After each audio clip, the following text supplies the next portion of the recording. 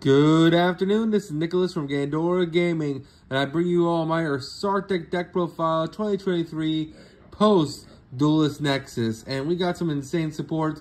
I actually do think Ursartic is a really fun rogue deck this format. I don't think it's definitely the deck to play this format, just due to the fact that this deck does get played around by Kashtira very hard, but I think that this deck has potential going forward once a new meta shifts. But for now, I don't think Ursartic's there, but I think the support's insane, and I do want to go over this deck because it's officially playable. This archetype actually has moves now. Before it had a really gimmicky draw 7 card, but now that gimmicky draw 7 card's almost guaranteed to activate. So you actually are going to draw 7 almost every time you go first. And the deck's kind of insane. It sets up skill drain for extra deck monsters, plus draw 7, plus interruptions in hand. The deck's kind of like a rescue ace in a way, where a lot of their interaction activates in hand, but they actually summon themselves on your opponent's field. I'll explain all that in a second if you never played this archetype, but let's just go straight over this. So if you don't know, Ursartic are the Drytron brother archetype. So their lore is connected with the Drytrons. These are Space Bears. They're Beast Warrior and Beast Monsters, level 7 and level 8. And the main deck monsters are the Tuners, and they synchro backwards. So unlike every other Yu-Gi-Oh! Synchro-based archetype, they don't synchro the normal way. They do it by minusing levels. So basically, when you have a level 8 and a level 7 on the field, you actually make a level 1. Because 8 minus 7 equals 1. And that's how they synchro summon. It's basically negative synchro summon. It's really cool. I think in the Yu-Gi-Oh! Anime it was dark signing or something like that. I'm not really sure what they called it. I didn't really watch the anime. But it's really cool. It's probably one of the most unique ways to synchro summon in the entire game. And I absolutely love it. And now that this deck's actually playable, let's go over this. So first things first, we are playing 2 Ursartic Mega Duelist. This is a Beast Warrior Tuner, level 8 monster, 2800 attack, 700 defense.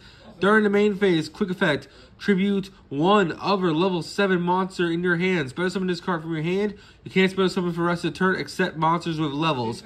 Every Ursartic monster from the originals all have that effect. They all have that restriction that basically says, hey, well, you can special summon them by tributing another level 7 monster from your hand, and then you're locked into levels that turn. So no XYZ summonings, no links, just synchros and technically fusions. There is a fusion for this archetype, but we're not playing it because it's bad. And then on your opponent's turn, because it is a quick effect, if this card is summoned, you can target one card in your opponent's graveyard, banish it. So basically, he is the DD Crow of the deck. Really cool card. And I think he's a really solid 2 of the deck. Now we have Megapolar as another 2 of the deck. So he is the MST of the deck. He does everything that this guy does. But he's a 2500 level 8 tuner. And his whole gimmick is that when he's summoned, target a spell trap on your opponent controls and destroy it. He still has the same summoning conditions. And he also has the same restriction as well. Same thing with Megatanus. Megatanus also has the same effect. But he's Book of Moon. So to look at it like this. Book of Moon, MST, and then basically DD Crow. And that's how you want to look at these guys. And they all have the same effect where you tribute an Ursartic in hand to summon themselves. Now you're probably wondering, that's a very -1 card advantage. And you're probably right. But we have a draw 7 card that allows us to fix our card advantage. So we're not minusing 7, which is really solid. Next we are playing 3 Micatutis. This is the level 7s now. That's it for the level 8s. Micaturis is the same thing. Basically, during the main phase, quick effect, tribute 1 other level 7 from your hand, etc. But when he is summoned, you target a Ursartic in your graveyard, add it to your hand. So the reason why he is so good is because you can reborn back whatever you tribute to summon him.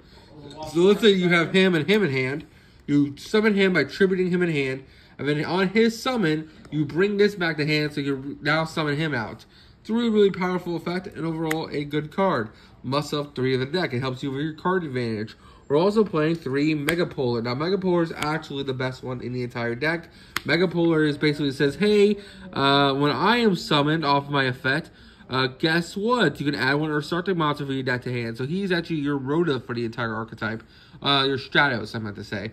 Really, really strong card. He is the weakest, though, at 700, which sucks. What I hate is that, like, these are 700s for level 7 monsters, which is ass. But, hey, they're just stepping stones, so you can climb into your synchros. It's not that big of a deal. You're never leaving these guys on field, and you're never really summoning them on your opponent's turn, unless you're desperate. For the last original Ursartic monster, we're playing the one, this guy, the level 7 Duelist. Basically, when he's summoned, you're supposed to summon one Ursartic monster from your hand. So what's cool about him is that basically he cheats out an Ursartic monster. Thus, you don't have to use the whole -1 to summon one. That's the biggest issue with the Ursartic monsters. They all have the -1 to special summon themselves for not really the greatest effects. Like, don't get me wrong, DD Crow, MST, and Book of Moon are not bad effects, but when you have to minus yourself 1 to do it, it does kind of suck. But overall, that is it for the Ursartic original monsters. Let's talk about the very brand new one, and the last one we got, which came out this set, is the new Drytron Ursartic. Like I said, the Drytrons and the Ursartics are part of the same lore. And this guy is basically a custom card for the deck, because he definitely helps it out immensely. So this card is always treated as Ursartic and Drytron, so it is searchable off our little guy here, because he searches any Ursartic monster. And guess what? This guy's always treated as Ursartic. And then, can't be normal summon or set, must be specified by card effect. If you control a Drytron or Ursartic monster, except him, you can specify this card from your hand. Then you can add one Ursartic or Drytron spell for your deck to hand. You can use his effect once per turn. He's a level 7 that adds you your draw 7 card. So all you have to do is literally summon one of these guys, summon him from hand, and then bam, he adds you your continuous spell that draws you 7, and then you just pop off for the races from there. Really, really powerful card. They needed a spell searcher, and that's basically what this card is. It's also good in Drytron. You can search out Nova with this card. This card's absolutely really cool, and expect a Drytron deck profile with this guy in the future. Now let's talk about the generic cards you can play in this deck. And if you notice, all these guys are 7. So guess what? We're playing Fenrir. Fenrir is just a great card. I don't know why you wouldn't be playing him. Any level 7 deck should be playing a Fenrir. It's just a really powerful card going first, going second. Helps you break boards, helps you have interruptions. Not to mention, it's just not a bad card. Now, you can't make XYZs with him, but you can synchro him off if you really have to. And not to mention, he's just a good card in general. We're also playing, of course, the righty driver, lefty driver package. So, the reason why we're playing these guys is because, like I said, the Ursartic monsters synchro backwards. So, basically, this guy is a 2 and this guy is a 1. But if you do 1 minus 2, that means you make a synchro 1. There technically is no other synchro 1s in Yu-Gi-Oh! Except in Ursartic. So you're probably wondering, how do we summon this guy? Well, you synchro backwards. Again, 2 minus 1, there you go. 8 minus 7 equals 1 as well. There you go. So the righty driver, lefty driver package is just really, really solid. And that is it for our engines. We'll talk about the hand traps now. We are playing 3 Effect Veiler. I feel like Effect Veiler is a mandatory in this deck, since you draw so many cards in a turn. Effect Veiler just stays in hand and is a non-once per turn negate, which is really, really good. So I don't know why you would not be playing this card. Ash Blossom is just, in this format, you gotta play Ash, I feel like. It's just the best hand trap in the game. And for a third hand trap, it's debatable. You could be playing Droll. You could be playing anything, really. But I'm decided to go with Nib, just because, hey, this deck doesn't really have a great time going second. And Nib, Ash, and Veiler are just really, really strong cards in general. So I feel like this is just a pretty roundabout, just good cards in general for the deck. That is it for the monsters. Let's go over the spells. And the spells are absolutely stupid. They're kind of the reason why we're playing this deck. We are playing 3 Ursartic Radiation. Now, this is the custom card. I think MET did a whole video on custom cards that are bad in bad archetypes.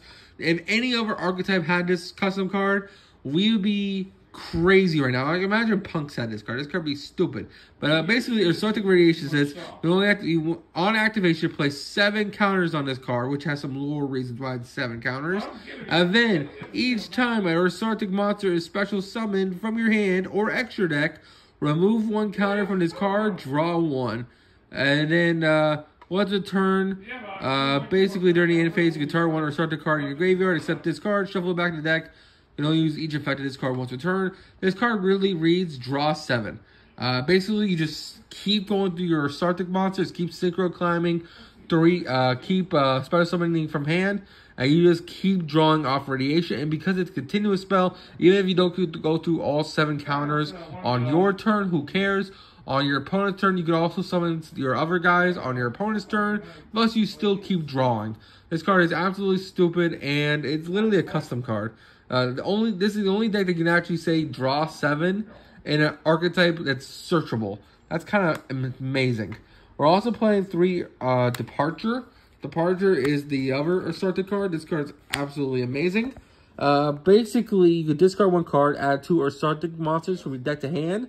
And then if you would tribute a monster to activate the monster's effect, except the turn this card was sent to graveyard, you can banish this card instead. So it pays for the cost for your Ursartic tributes. Not to mention, it is literally Melody the Waking, not Melody the Waking Dragon. Is it Melody? It's the card that, like, you discard 1, draw 2, add 2. It's the Blue Eyes card. You know what I'm talking about. Anyway, it's really, really stupid. It must have 3 of the deck. This card is really, really good. We're also playing the 1 Slicer, or Slider. Basically, it's a reborn. You can target 1 Ursartic monster that is banished or in your graveyard, special summon it, but it can't attack. Also destroy it during the end phase, who cares? Or synchron it off. And then the rest of the turn, you're locked into levels, who cares? Every Ursartic locks into levels anyway. Not a big deal. We're also playing the 1 Big Dipper, which is our field spell. Funny enough, this is actually a Snatch Steal. Once a turn, if an Ursartic monster would tribute a monster to activate its effects, banish 1 level 7 monster. Let me read that again. Banish 1 level 7 or higher Ursartic monster in the graveyard instead. And then each time a monster is special summoned, place 1 counter on this card. And then once a turn, if a monster is special summoned and an Ursartic synchro monster is on the field, so this is a quick effect, except during the damage step, you can remove all counters from this card, minimum 7. Target 1 monster on the opponent controls to take it. So not only do you have DD Crow, MST, Book of Moon, we draw 7, Melody Awakening Dragon, basically. I might be mixing the number card. I don't remember it's Melody Awakening Dragon. Whenever the card searches 2 Blue Eyes. But this card is literally Snatch Steal quick effect. That's kind of amazing. And then finally, for our last card we are playing the Ursartic Quint Charge. I've seen some people cut this card, but I think it's really solid. You draw 7, so it's not really that big a deal getting it. And once a turn, you can pay 700 life points. Then activate 1 of these effects. Add 1 Ursartic monster from your graveyard to your hand. Or tribute 2 Ursartic monsters, even if it's face down. And if you do, special summon 1 from your extra deck, 1 Ursartic monster with levels equal to the difference of those monsters, ignoring its summoning conditions. You only activate this effect once a turn.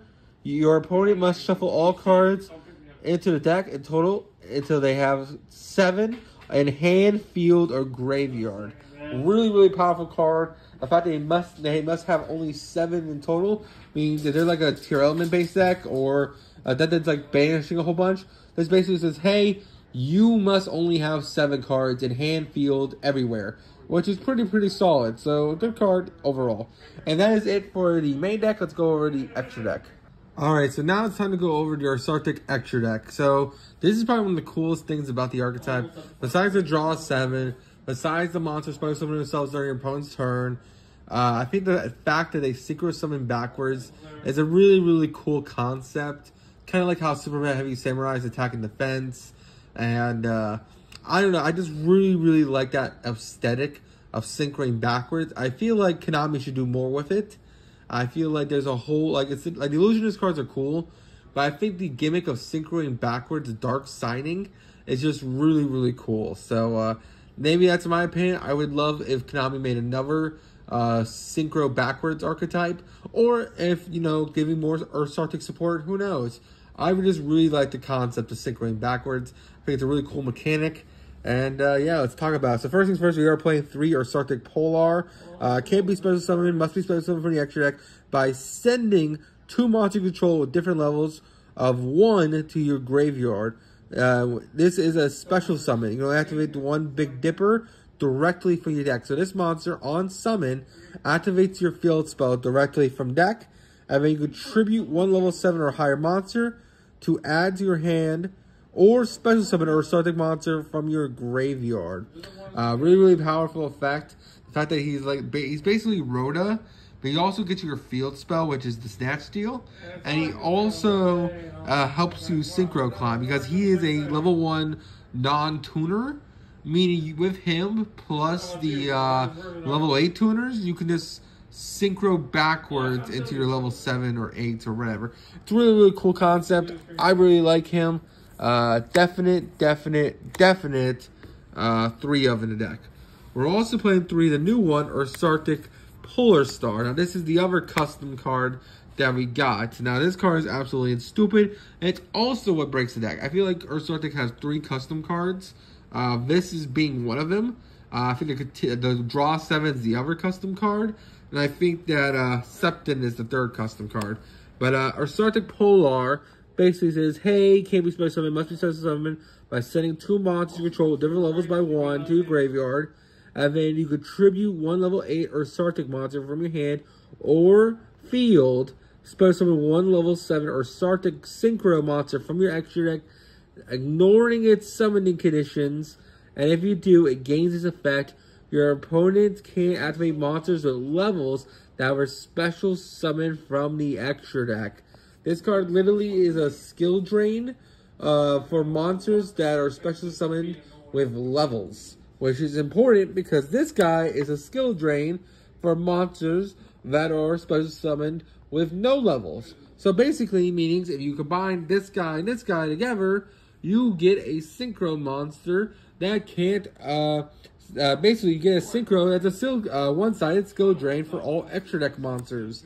That's what's so important. So for the longest time, Ursartic Septon, which was the boss monster, was only a counter for XYZ and Link-based decks. Because basically he's a skill drain for only XYZs and Links. But now that we have Polar Star over here, now he's a skill drain for all extra deck monsters, which is pretty solid. Not to mention, he's just a big beat stick. 3,000 attack is immensely huge. Also, if your opponent specials a monster except during a damage step, just add an Ursartic card from your deck to hand.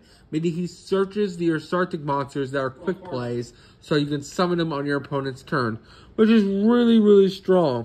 Not only he's a skill drain that searches, what's not to love about him. We're also playing 2 Grand Chariot. This is the other Ursartic monster, the last Ursartic monster in the main deck, in extra deck. Beast Warrior, same summoning condition. You must synchro backwards to summon him, sending a difference of 7. So basically a 1 and an 8. Same thing goes for him, a 1 and an 8. That's a difference of 7. Then basically, if this card is special summon, target up to 2 cards on your opponent's field, destroy them, and then once a turn, if a card effect is activated that targets our Ursartic monster you control, quick effect, tribute on Ursartic monster on a hand or field, negate the activation. So what I really like about him is that on single summon he just pops 2 cards, which is really strong. And he also has like protection for your other Ursartic monsters. So he's just a good card in general, and I really like him as a 2 of. I do wish we had a way to synchro summon him on our opponent's turn, so we can just get a free pop too. But for now, we can't, so he's just really good going second. Oh, my bad. We actually do play 3 of this guy. My apologies.